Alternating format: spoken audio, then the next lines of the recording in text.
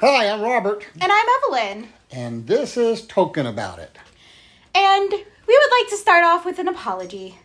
We've been a little lax on keeping up with our scheduled recordings. It's not to say that we aren't caught up, even though we aren't technically caught up, but releasing stuff has been a little bit of a challenge because me as the editor, basically my job, it is just really rough right now. We lost a few people, not because they left for anything bad, they just went on to bigger and better things. So I've just been working a lot of doubles, which doesn't leave me a lot of time at home. Correct. So that's why it's been lax. So we're trying very hard to be better about it. But that includes a bonus episode. A bonus episode? So we're going to keep it a surprise for now. Our patrons know what it is. Because they helped come up with the idea. But we're going to have a surprise bonus episode that we're hopefully recording this week. If we stay on our schedule, that will be released next week.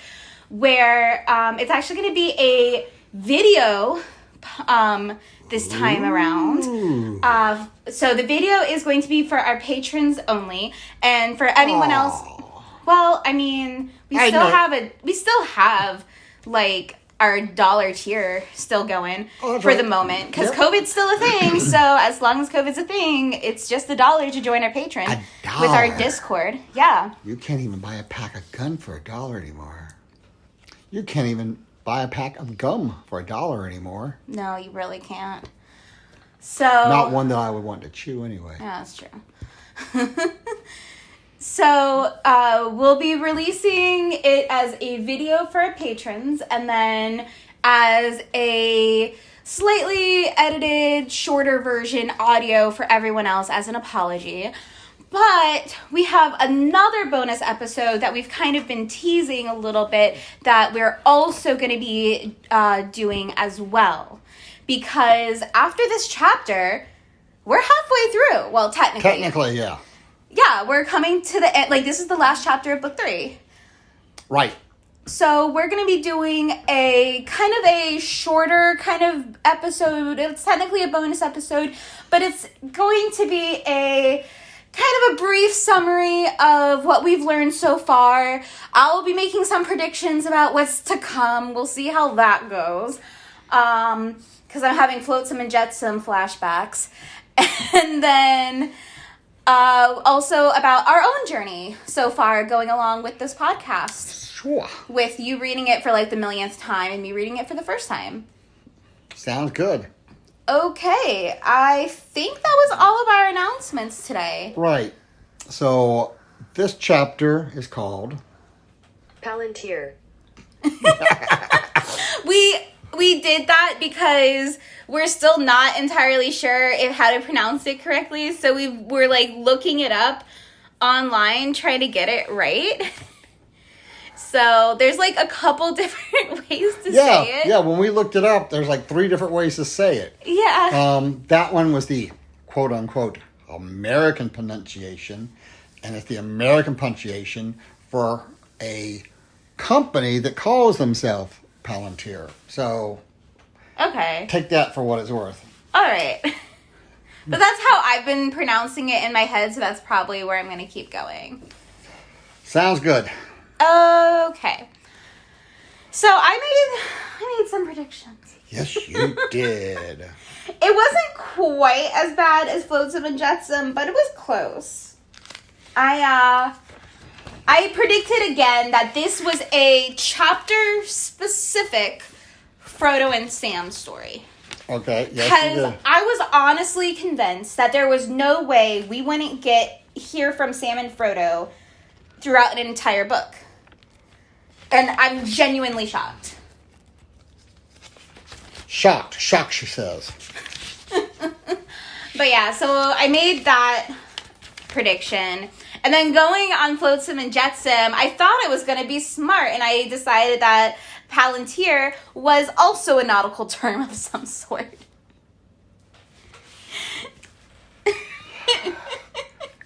If you could see me shaking my head. And I don't think I had a third prediction. I think I was so thrown that we really only did 2 last time. Because my last couple predictions have been rough. Rough? Yeah. Oh, yeah. So, that being said, let's get into the chapter and see just how wrong I was. Just how wrong you was. So, this is after the round ball thing, the Palantir, has been thrown out the window. And I did not know that what it was called. I would like to say a fun background thing with this podcast. After I made these predictions with my dad trying to stifle his laughter, the second we stopped recording, he's like, "Do you want to tell me what it is?" And he told me, and I'm like, frick. Like, just his joy on how wrong I was. I didn't know that's what it was called. All right, so... Okay. So we started out the chapter where everyone's kind of regrouping after all the stuff from the previous chapter with Saruman. And they're all just... They're just tired, it seems. Yeah, they're tired. As they start to leave, they pass the old pillar of the white hand, which is kind of broken. Yeah, I really like that symbolism of that because to me, I don't think this was accidental with Tolkien. For me, it really symbolizes that Saruman is broken and defeated. Right, and it says it was broken in small pieces, yet a large part of it was still standing. And the Ents paid particular attention to destroying this. Yes, they do. I do love that little Gandalf quote where it's like, Ents pay attention to every detail. And I just like the pettiness of it. Where they're just like, this is a symbol of Saruman, we're gonna destroy it. Because we destroyed you. We destroyed you. So, at this point, they start writing off. And it's not long after they start riding off that Merry requests a rest. Yeah, Merry is riding with Gandalf, and Merry is not exactly happy about just being on a horse all day without any food. And Gandalf's like, "Oh, jeez, I love you hobbits, but you eat too much. But every adventure needs a hobbit." And I love that because that feeds to my D&D heart where I think honestly every D&D session I've ever played or DM'd, there was at least one halfling. And it tends to be one of my favorite classes to play. So... Races. You're right. My favorite class to play is a bard. And she's a DM, folks. Finger guns. Totally translates in audio format. Okay. So, yeah, they're riding along, and Merry is just kind of... Poor Merry. Just honestly, poor Merry. I feel like at this point, he's been through almost worse than Pippin, even though they've technically been through the same thing. Merry was knocked out the entire time with the orcs, and now, and he's still kind of recovering from all of that stress, and he's the youngest. While while Pippin is close to adulthood, Merry is still very much the equivalent. So Pippin's kind of the equivalent of a 17-year-old, where Merry is kind of the equivalent of a 15, 16-year-old. And just thinking back on that, I'm kind of looking through that lens where, yeah, if I've been through everything that he's been through and some wizard puts me on a horse and isn't feeding me, I complain too. Well, not only that, he probably feels like he's there out of punishment too. Yeah, that's true, yeah. I mean, maybe he wants to get down to quote-unquote rest so he can pull some mischief. See, I don't think he wants to pull mischief. I just think that, he doesn't want quite as close an eye being paid attention to him, even if it's not for mischief. It still just makes him uncomfortable. Now, just, a little background here. So there is some type of link between Isengard and Mordor, and this link was this Palantir to another Palantir. Merry doesn't really talk much more to Gandalf. He's just ready to rest, and when they make camp, he's so ready for bed. He eats and he's just ready to pass out. Like, he barely talks to any of the other people. He barely even talks to Pippin. He's just so worn out, so exhausted, so stressed that he's done. Right. Yep. And then that's when we kind of finally see Pippin come in. Because Pippin is kind of... He's the one that picked up the Palantir in the first place. And to me, it has a similar magic to the One Ring. Because as we see, Pippin is kind of hyper-fixated on it. He's overly curious about it to a destructive degree, which we'll see in a minute. And that's kind of the vibe I got. It was like, because he was the one to touch it, he's the one that became hyperfixated. And the way I read it is anyone would have been hyperfixated. That's not to say Pippin isn't curious. Pippin is already crazy curious. So I think, like, for him, it might have been a little bit worse than if anyone else had touched it. Well, I think that part of the problem here also is that the stone itself, the Palantir itself, has very, very ancient connections. Okay. I mean, they may be as old as the ring. That's true. But we'll get into that a little bit later in the chapter, though. Yep. So they finally pick a safe place to camp. Yes. They pick a safe place to camp. And Pippin, again, is just incredibly curious about the Palantir, about Gandalf, and he even asks Merry if they could switch tomorrow so he can talk to Gandalf. And Mary's like, oh yeah, please. Aragorn might be a little bit more fun to ride with anyway. Yeah. Right. Well, and then, Mary's asleep almost right away. Right. And he's getting like annoyed with Pippin because Pippin's like tossing and turning, which I get. I'm the same way but not for the same reasons. But it's like, I definitely toss and turn, and I know I annoy... Like, every time I go to camp as a kid, I annoyed people. Yeah, so Pippin is really restless. Yeah. And he finally comes to the conclusion that he should go ahead and check out the Palantir more. Right.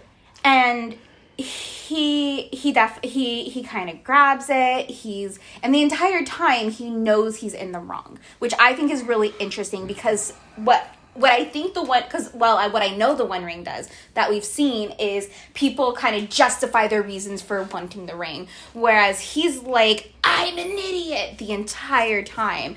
Like, he even says like, you idiotic fool to himself, right, is what he says, but he can't stop. Right. So, in Tolkien's Unfinished Tales, it states that a Palantir was a perfect sphere, appearing at rest to be made of glass or crystal, but very deep black in color. Yeah. And so, it's interesting. I mean, it's like, it's a crystal ball, but it's not like a clear crystal ball that we always think about. It definitely kind of gives like a more darkish and, oh my gosh, what's the word I'm looking for? Not brooding, but, oh my god, there's a word. The bird's the word. Oh my gosh. But it's definitely very ominous. That's the word, ominous. Yeah, it's compared to like the crystal ball you think with the fortune tellers, where they have this clear ball that they see stuff in. This one is just kind of pure black, and I actually had a thought about this, and I was going to ask you about it. Did Tolkien do black because of the whole light and dark thing, or could there be an element of he from what I understand, he, like, being very Catholic, he probably, like, doesn't believe in fortune tellers at all. And so could there be some element where he wanted to distance this from the fortune tellers because this is supposed to be, like, proper magic and such? I think it's a combination of both. I mean, Okay. because we see Gandalf using, colors to mean something. Right. I mean, he's changed himself from gray to white. Right.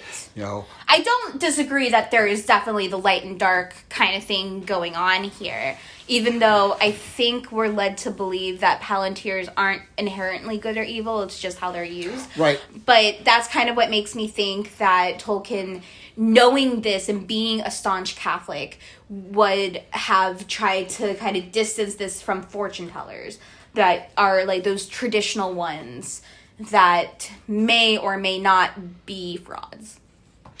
Yeah, but I also think that you're right about thinking that didn't want it to be compared to a crystal ball. Mm-hmm. Because, first of all, it's such a stereotype. It's such... Yeah, it really is, like, you really do see those... You see a lot of portraiture and stereotypes of, like, this old wizard in a starry cape and a pointy hat looking into a crystal ball. Yeah, or a gypsy fortune teller. Right. Sitting there looking into and the pictures are always them with their hands over the ball, kind of like trying to tickle or tease something out of it. Yeah, which is a very crude and racial stereotype. We will say that on this podcast. Yeah. We do not support that stereotype. Okay. But that is the stereotype that you see people associated with. So Pippin looks into it. And right, I want to read a quote from Pippin. Well, I wanted to read a quote from Pippin. It's probably the same quote. Well, you read it then first. Okay. And if it's not the same... I don't think this has ever happened before. Let's find out. Well, no, I mean, us, like, having a quote at the same time, let alone possibly being the same quote. Mm-hmm. Okay. I came prepared this time, guys. Maybe you're learning something. Okay. So... Sorry, I didn't highlight it, so let me get to it real fast. Okay. He bent low over it, looking like a greedy child stooping over a bowl of food, in a corner away from the others. He drew his cloak aside and gazed at it. The air seemed still and tense about him. At first the globe was dark, black as jet, with the moonlight gleaming on its surface. Then there came a faint glow and a stir in the heart of it, and it held his eyes, so that now he could not look away. Soon all the inside seemed on fire, and the ball was spinning, or the lights within were revolving. Suddenly, the lights went out. He gave a gasp and struggled, but he remained bent, clasping the ball with both hands. Closer and closer he bent, and then became rigid. His lips moved soundlessly for a while. Then, with a strangled cry, he fell back and lay still. That's completely different. Really? Okay. Yeah, and mine is actually before that. Okay, so you do your quote first, and then we'll talk about both. I don't know what you mean by that. Well, since your quote is prior to what I just quoted, go ahead and do yours, and then we'll talk about them both in sequence. Okay. Mm-hmm. Well, one,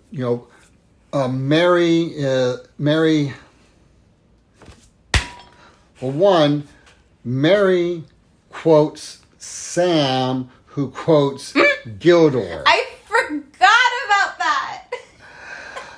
It's do not meddle in the affairs of wizards, for they are subtle and quick to anger. And then Pippin's response is, but our whole life for months has been one long meddling in the affairs of wizards. I should like a bit of information as well as danger. I should like a look at that ball. Yeah, I totally forgot to mention that quote because it's so good. Because that's something that we say all the time in our household. We say that as well as do not meddle in the affair of dragons because you are crunchy and taste good with ketchup. Like, those are two things that we say very consistently in our family. And I knew it came from Lord of the Rings, but it really excited me to, like, actually finally read it. Right. Because that's something you say all the time, which in turn, Mom, me, and Alex say all the time. So I just thought that was, like, really interesting to, like, just to finally read it. Because I read it, I'm like, there it is! It was, like, one of those ones I was waiting for it, you know? Right. So, moving on to yours, talking about the experience. Right. So the reason I've never read this long of a quote before, and it was nearly the entire paragraph. And the reason I chose to do that is because I just honestly thought it was so powerfully written. Because, like, it gave me anxiety while reading it. Like, I was anxious for Pippin. I was curious as to what he saw and what was happening. And it was definitely, to me, kind of the opposite of the effect of the ring, where when Frodo does have the ring on at one point, where it is a very frightening experience, such as seeing the guys in the cloaks, the Dementors. What are they called again? The Dementors. Sorry, I can't remember what they're called all of a sudden. The Nazgul. The Nazgul, that. If you could see my father's face, guys. I have never been so disappointed in my daughter in my life. You see, you say that now. But we're not done with the book yet. Yeah. Okay. So anyway, so even though it's a frightening experience with him seeing the Nazgul, there is some sort of power that he feels after the ring, and he doesn't necessarily feel drained by it, where this completely consumes and drains Pippin, where we know that it's over years and years of time of corruption of Gollum and Bilbo, and then I already know the spoiler about Frodo at the end, but this is an immediate effect, and I found that very jarring and very different, but I liked it. Right. So when you were talking about that, afterwards, I mean, he's like frightened. Yes, and he's terrified, and he ends up getting questioned by Gandalf. Well, like, even later on, after talking about him doing a strangled cry, it says, the cry was piercing. And it woke everyone up, and everyone went to go see what's happening, and Gandalf is immediately like, gosh darn you, Pippin. That's not the words I would choose, but this is a clean podcast, but that's essentially kind of the thing that Gandalf is doing. He's just like, really? Again? Dude, stop. We need to talk. Right. But, so, he's asked, what did he see? So it's the first time when he starts looking in, he hears a voice. So you have come back. Why have you neglected to report for so long? And he doesn't answer. Mm-hmm. And the voice goes on, who are you? I still did not answer. So I said, a hobbit. Then suddenly he seemed to see me and he laughed at me. It was cruel. It was like being stabbed with knives. I struggled. But he said, wait a moment, we shall meet again soon. Tell Saruman that this dainty is not for him. I will send for it at once. Do you understand me? Say that. And then he gloated over me. Mm-hmm. And then Gandalf kind of shakes him out of it and says, look at me. Yeah. He definitely, something that I love that is in this book is it's literally, Tolkien literally uses the phrase, the devilry, which up until this point, I don't think there's been any exact direct mentions of Christianity in here, whereas this was like the devilry, and that just brings up a whole lot of questions about the mythology of Middle Earth. But anyway, It's very heavy-handed, but in this particular case, I feel like it's warranted. Right, but but not to labor on it too long. If we know about the history of Middle Earth, there are those that are seen as devils. Yeah, I guess, like the Balrog and such. Right, and there are also those who are seen as dark and ancient. Yeah. So, and also, what better word can Tolkien use to get us to understand? Yeah, that's exactly where I'm coming from. But Gandalf shakes him. The wizard held his gaze for a moment in silence. Then his face grew gentler, and the shadow of a smile appeared. He laid his hand softly on Pippin's head. Okay, say no more. You have taken no harm. There's no lie in your eyes, as I feared. But he did not speak long with you. Such a fool. You're but an honest fool. You remain Peregrine Took. Yes. Yeah. Now, I wanted to talk a little bit more about a Palantir before we move on. Yes, let's finally get into it. So a Palantir actually has what would be called permanent poles. There is a definite up and down on this, just like the globe. I'm gonna say when you said poles, I immediately thought of like a pole through it, and Yeah. I'm like, where did I miss that? No, I thought you meant literal. Oh no, it's on poles. Yeah, no, I understand. And even on poles, there's some geography to it. Mm-hmm. So if you wanted to peer into it to see what's out towards the west, you would stare into it on the east side of the ball.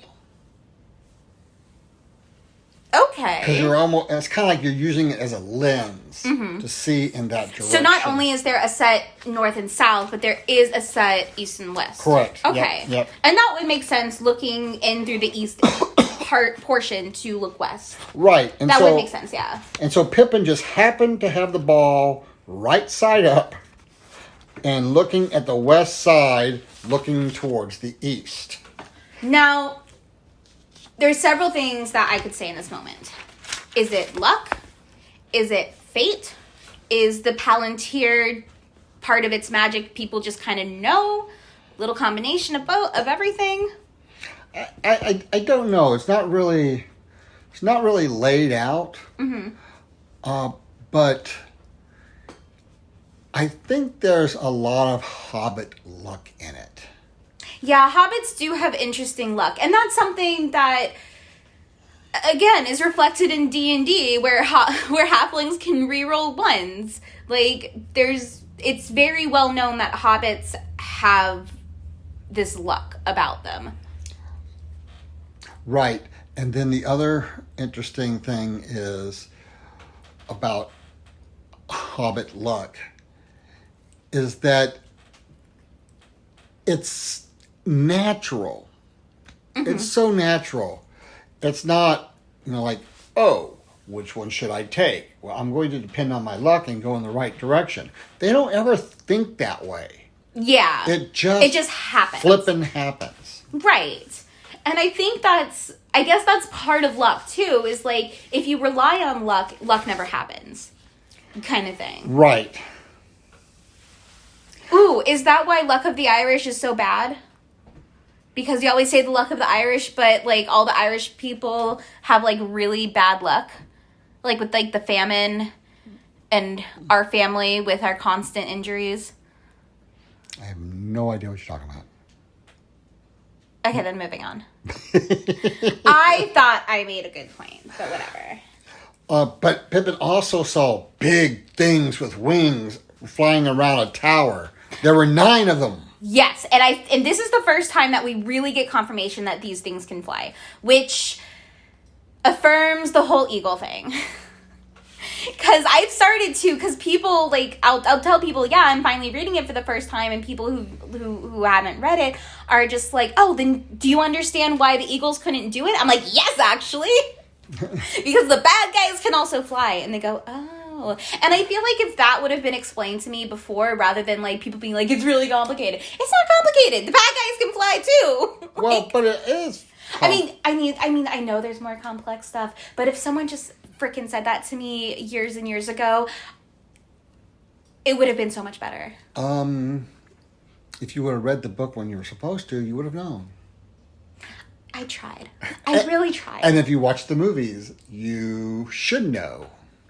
I have no memory of it. I honestly think I've said this before, I truly think I've only seen the second and third movie once, and I'm pretty sure I was hiding my face behind a pillow half the time, because when I was little, Golem just scared the snot out of me.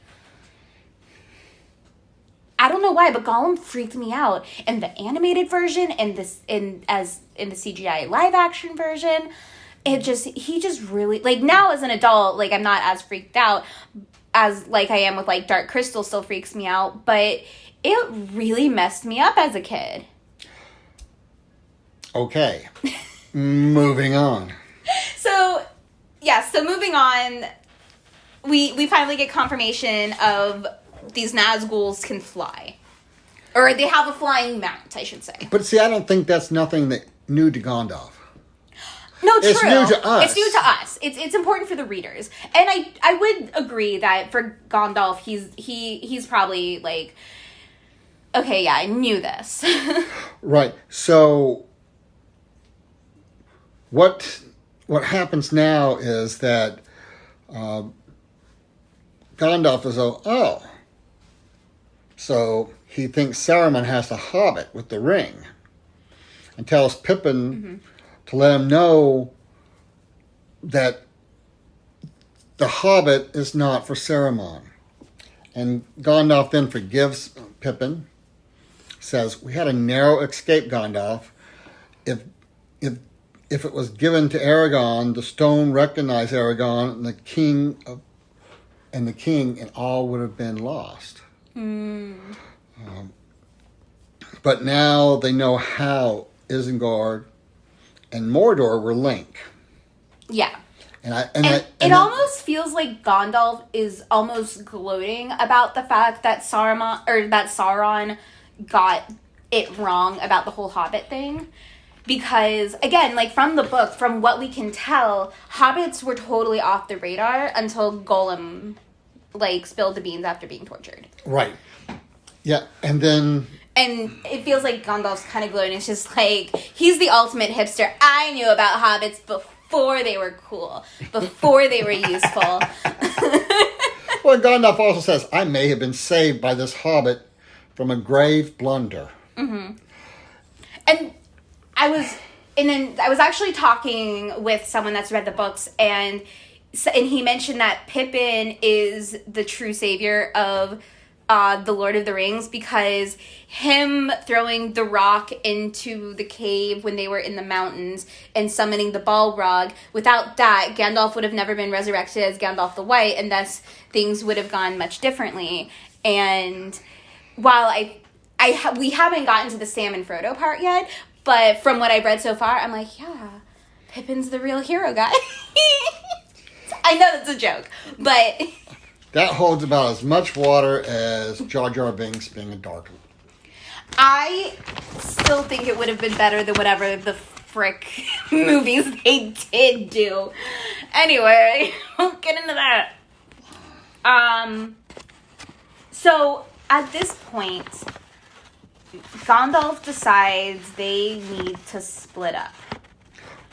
And right. I'm going to say, I honestly did not think Merry and Pippin would be separated. This guts me almost as much as the Fred and George thing, where, like, they were always referred to as Fred and George, and then suddenly Fred dies, and it's just like, oh my god, now what? With the twins from Harry Potter. And then, same thing with Merry and Pippin. They're Merry and Pippin. They're always together, and then they're now being separated, and...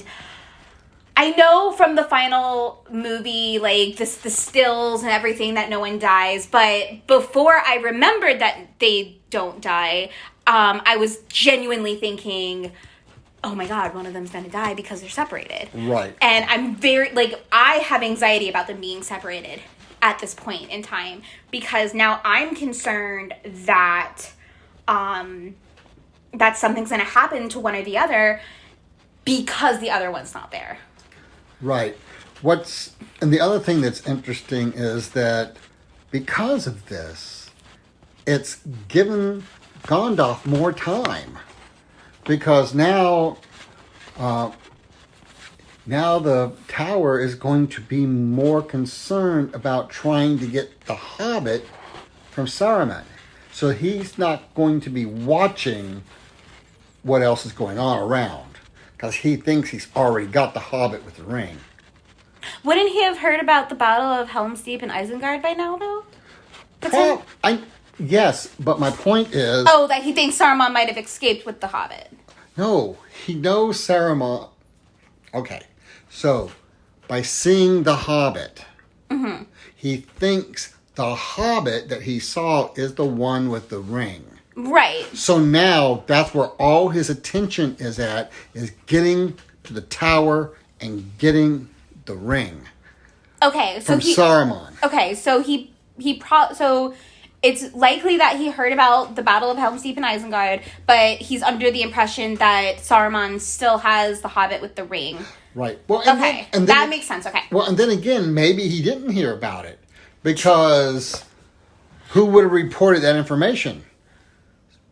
It should have been Saruman using the Palantir, but it's not. Right. And so and true, by the way that by how smug and arrogant he is, I feel like he probably doesn't know. Right. Pride is the deadliest sin for a reason. Yep. So Gandalf decides to go off on his own. The king is going to head back to Helm's Deep. And the rest of the riders go with Aragorn. Correct. And so we're getting even a bigger split. Yeah. Even a bigger split up here. Right. Yeah, the Nazgul pass over on the way to Isengard not long before midnight. Mm-hmm. And so by now, he should have an idea of what's going on. By now, he should know. Yeah, okay. By now, he should know. But he meaning Gandalf realizes that the Nazgul have crossed the river. And he immediately jumps on the Shadowfax and takes off. Yeah. And Shadowfax is, remember, the king of the horses. Yes, a very Norse thing that we have talked before about. And Gandalf takes Pippin with him. Yes, which I think is smart. I mean, it sucks Merry can't go with them, but it's they got to get out of Dodge. Right, and Merry comments on Pippin's luck to Aragorn. Mm-hmm. And you can't tell if he's actually saying he's a lucky guy type of thing, or it does come off kind of sarcastic. Yeah, it's isn't he the lucky one type of thing? Yeah, because Merry didn't really like riding with Gandalf, and he loves Strider. Right. It's definitely that teenage idol, kind of thing with Strider, I think, and so I think he feels very lucky to be. Well, yeah, and Merry's, and you have to wonder about Merry's luck, because now he's going with Aragorn. Right. But he doesn't know yet what that really means. Do we know what it really means? Because I don't think I know. Well, if he's the king, he's going to have to... Oh, are they finally rallying the troops? Did I miss that part? No. They're not rallying troops. You just know, though, that since he's the king... that something's going to happen. Yeah, something's going to happen. Yeah, that's true. And I also love this image that over the plains Shadowfax was flying. Yes. He's running so fast, and his feet are moving so fast. You know how there's a point when a horse gallops that all 4 feet leave the ground. Yeah. So if he's going so fast, I'm using all my hand motions that they can't see. Going so fast that it almost seems like he's flying. Right. And then, just as any other hobbit, Pippin isn't really worried about the stone anymore. That has all passed. Yeah, it's still definitely, I feel like it still like kind of troubles him, but he's recovered fairly quickly. Which again, for hobbits, like we know them to be much hardier than what people think that they are. Yeah, and it's an instance of the quote unquote hobbit's resistance. So Or resilience, maybe. That might be a better word. more of a resilience, yeah. Yeah. Yeah. Yeah. Yeah. So, but then as, Pippin was silent for a while. Silent enough to hear Gandalf kind of singing to himself. And he catches a few words of that. Tall ships and tall kings, 3 times 3. What brought they from the founder land over the flowing sea? 7 stars and 7 stones and 1 white tree. So Pippin asks, what does that mean? And Gandalf is kind of explaining it. But not enough for me to understand, let alone Pippin. Right. Yeah. And, what he's singing about is the kings of old. Right. Tall ships and tall kings, 3 times 3. What brought they from the founder land over the flowing sea? 7 stars and 7 stones and 1 white tree. Pippin's like, oh, what are you talking about? Also, the math doesn't add up. Well, he's talking about the kings of old. He's not talking about rings. No, I mean 3 times 3. Tall ships and tall kings, 3 times 3. Okay, so it's 3 tall ships and 3 tall kings. Right. Or The 7 stars and 7 stones aren't people. no, what I mean is And 1 white tree. okay. So I guess like the 3 kings and the 3 ships brought over the 7 stars and 7 stones, Right. and 1 white tree. Okay. Which we That don't... makes more sense because the way I read it at first was like tall ships and tall kings 3 times 3. I'm just like, so there's 9 of them, but only 7 of them brought a star and stone. That's kind of where my mind went initially. Well, we're not sure what he actually means here yet either. Yeah, that's true.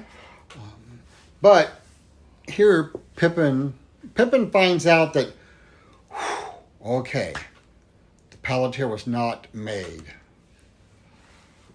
by the evil. Yes. That yeah. this was something that was at one time useful for the whole known world. Right. He's very relieved that it's not, again, inherently evil. It's just been used for evil purposes.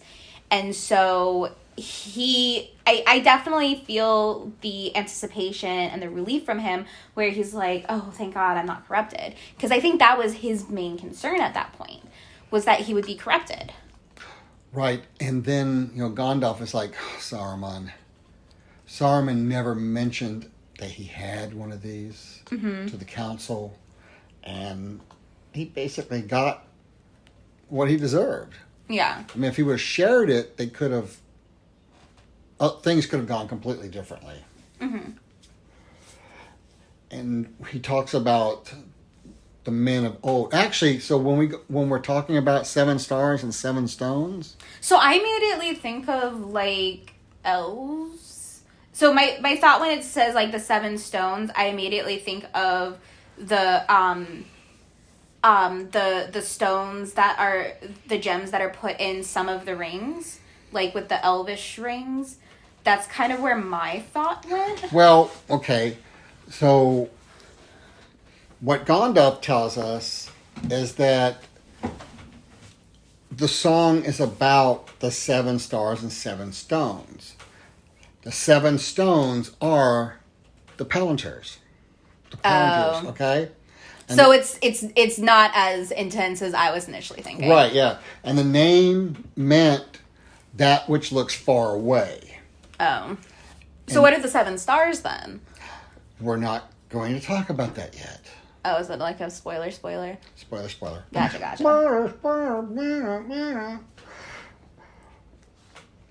So ooh, what? Can I go ahead and make a prediction right now? Sure. Okay. Write it down so you don't forget for next show. Well, this is going to be a long-standing prediction for when we finally find out. Okay. So my prediction for the 7 stars. So my thought process is, it's kind of twofold. So my first thought immediately goes to how Gandalf has the power of the sun. And thinking about like power of that kind of magnitude from stars is kind of my first thought. And then something that I know in fantasy writings from this time period, stars are kind of a way of saying gems. It is it is used as a flowery thing for gems, and in a lot of like high fantasy stuff, it's usually used for gems.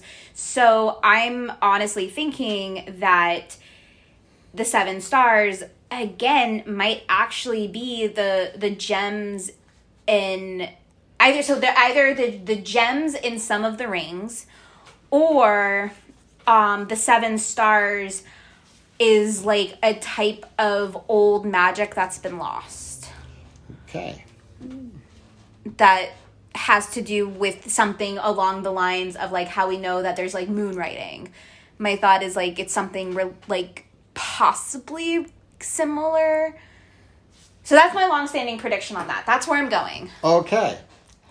And so here, I'm not going to talk about it much because I'd rather the listeners read it for themselves. Mm-hmm. But Gandalf is sharing the history of these things. Yes. And Pippin said, I wish I had known all of this. I had no notion of what I was doing. And Gandalf's like, yeah, you did. You knew you were behaving wrongly and foolishly, and you told yourself so, though you did not listen to yourself. Mm-hmm. Again, was he... Sorry to cut you off. So again, was he like seduced by it, or was it his own curiosity, or a little of both? I think it's that curiosity that's inherent in all in all hobbits that adventure. Okay. I mean, because there seems to be no gray when you talk about hobbits. Yeah. There's one side of hobbits that are settled, and they're very proud to be Tooks. right? Related to the Tooks. Yeah. So, but there are hobbits that are settled down. Yeah. Have never wandered farther than a couple of miles from their home, probably from where they were born and their parents were born. Right. And then you have people like the Tooks. Yeah. Who travel, who adventure, who have a heart and a desire to learn and explore. Yeah. So there's not either one. So I think, the very reason Pippin and Merry's with them is because of this. Yeah, that's true. But also, like, Pippin's the only one that actually touched it. And so, to me, like, that means that... Because I feel like it was pure curiosity, Merry would be right there with him. Versus Pippin touching it, it's drawing him in and playing on that innate curiosity more. Maybe. That's kind of the way I'm reading it. Yeah, maybe. But I think he would have done that with anything, quote unquote, new. Yeah. Okay? Yeah, that's true. And Pippin even says something along the lines, if the 7 stones were laid out before me now, I would shut my eyes and put my hands in my pocket. And Gandalf says, that's what I hope you would say. And then Pippin's like, but I should have known. And Gandalf says, I can't tell you guys everything. Yeah. Basically, I mean, he doesn't say this, but, underlying all that is, if we sat down and took a time to do all this, The war would be over. and we would lost. Yeah. So, Because we've gotten a lot of info dumps and woof. oh, yeah. And so I can't imagine the type of info dumps that they would also get. But yeah, I love how even like Pippin and Gandalf, there's kind of an underlying thing. It was just like, would you really just put your hands in your pockets? Right. There's kind of an underlying like, really? Right. And here, by getting a history of the stones, we also get a little bit more history about the land. Yes. And what's really interesting is that some of what ended up in the book, Christopher Tolkien says, that's not what he wrote in his notes. That's not what Dad wrote in his notes. So which one's wrong? The book or his notes? That's hilarious. And we get a serious. Well, were the notes written before or after publishing? I feel like that's how you figure it out. If it was before publishing, then he changed it so the book is correct. But if it's after publishing, he changed his mind, and that would be considered canon because he decided that something was better. Well, what's canon is what's written. Not, including the notes, even if he wrote them afterwards. Mm-hmm. So the notes are just there for us. To understand more. Well, not even for everybody to understand more. It's for us nerds, or us mega Tolkien nerds. That just want to know more. More. I'm honestly starting to get there. I'm starting to be like, I need more. I need to understand. I gotta say, some of these chapters, it has been very difficult for me to stop reading. Especially these last couple chapters, it's been very hard for me to not keep reading and see what happens next.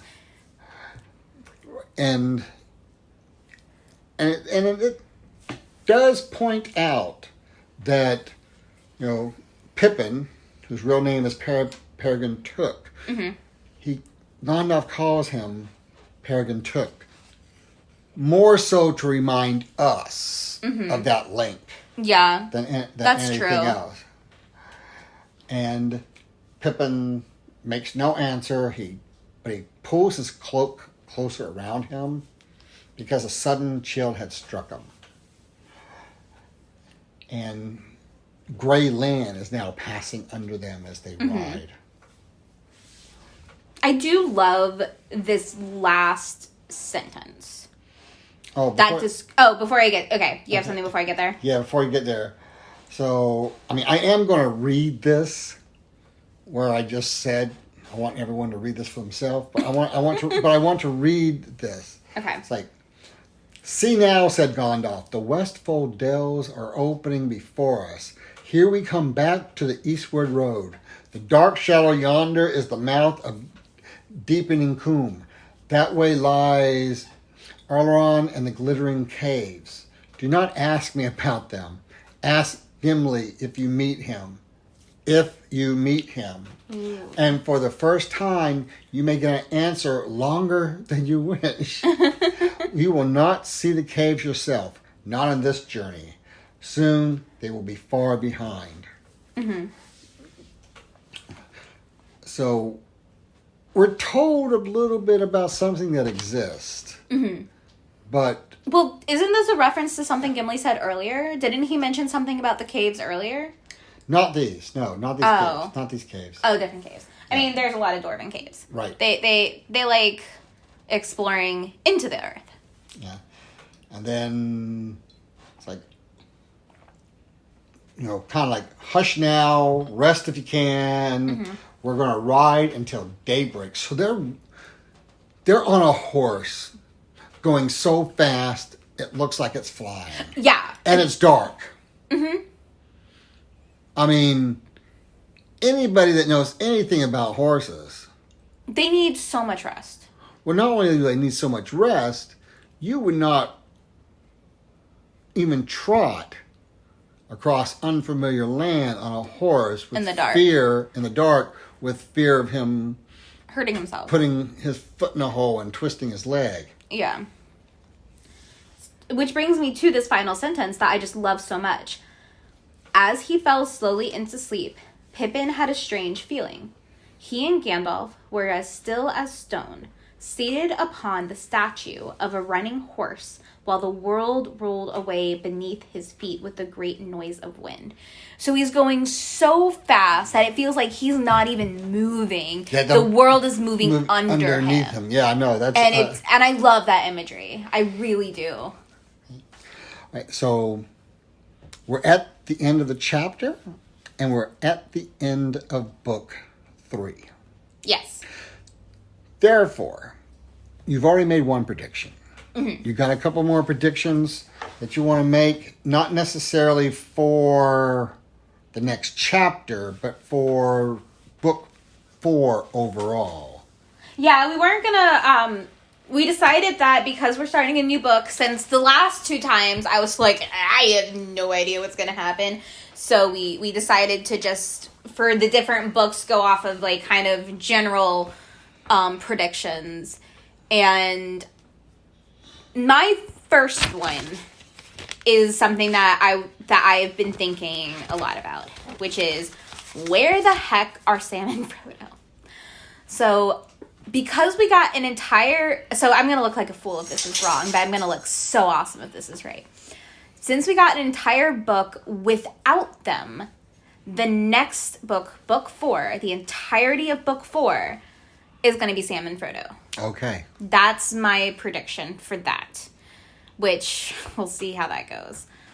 Which does bring into effect my long-standing prediction that Gollum will show up within the first half of the chapter of the first chapter that Sam and Frodo show up in.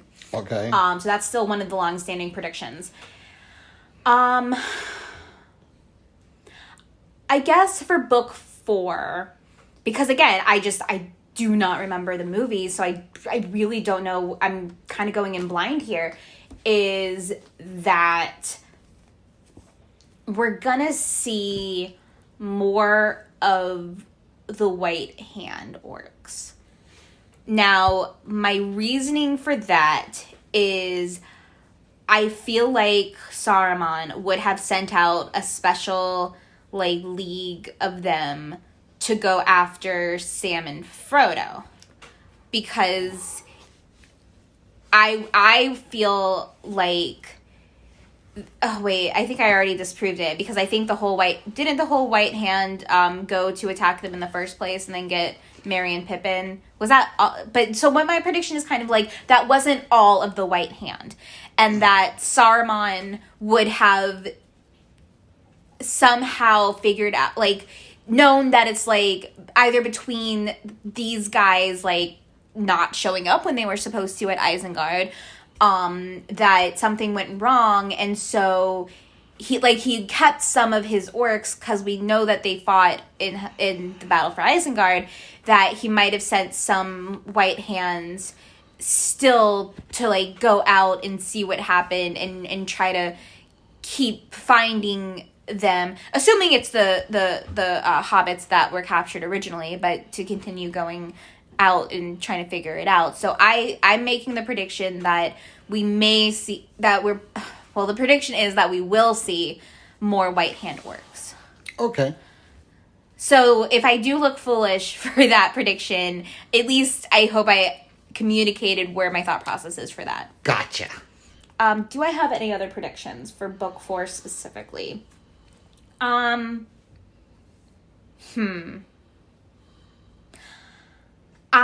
going to say that if for some reason we do see a chapter with Aragorn in it, though I do not think we will, if for some reason we do see a chapter with him, this will not be the book where he finally like is the king that he's supposed to be. Where I think that's going to be in, what's the next one? What's the next book? Not the Twin Towers, and then it's... The Return, The of, the Return of the King. King. Yeah. Oh my god! I'm sitting here staring at her like I can't believe she's going on about this. That it's a prediction. Okay. Since I'm obviously dumb, I was thinking that before I remember the name of the book, is it gonna count? Or no? I was staring at her trying to see if she would remember it herself. Oh, okay. I am embarrassed. Okay, so we're just gonna call that prediction null and void. Okay. Well. Do I have anything else? Let me think. Hold on. Ooh. I do have one more prediction. Okay. I predict in book 4, Sauron will figure out about the other group of hobbits, that group being Sam and Frodo, and that they're the ones that have the ring. I'm going to say in book 4, Sauron is going to figure that out somehow. Okay. There we go. All right. Do I not? I'm so embarrassed about that other one. So embarrassed. All right. So I've been Robert. And I've been Evelyn. And you've been listening to Token About It.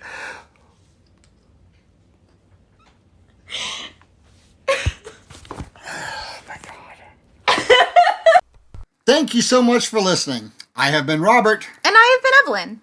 Podcasters are Robert and Evelyn Lewis. Edited by Evelyn Lewis. Produced by Robert Lewis, Evelyn Lewis, Nikita. Regina, and Comic Canary. Music provided by Ben Sound. Link in the description. Support us on Patreon at Token About It Podcast. Follow us on Facebook and Instagram at Tolkien About It. And Twitter at Token Pod. Thank you all again for listening, and we'll see you in 2 weeks.